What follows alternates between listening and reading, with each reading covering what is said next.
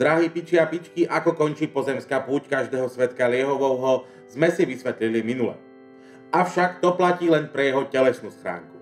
Z tej sa totiž po smrti vyliehne duševné telo, ktoré putuje pred nebeskú bránu, kde ho už čaká zjetý Peter s welcome drinkom. Samozrejme to nie je len tak dostať sa do raja.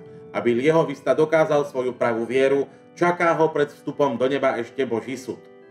Tento súd si musí samozrejme celý vypiť. Sám. Po poslednom glgu sa mu otvorí nebeská brána postavená z prázdnych fľašiek a debničiek.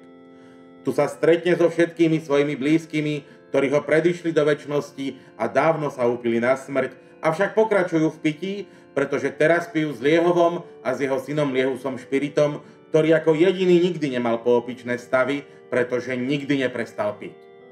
V nebeskom raji Liehovistu čaká zem zaslopaná, kde sa nachádzajú rajské pálenice bez opice a bezodné kalichy múdrosti, z ktorých nikdy neúbudne.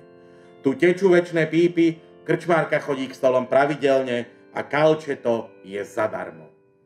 Lieh s vami. Drahí veriaci, vezmite a zdieľajte. Toto je moje video, ktoré robím pre vás.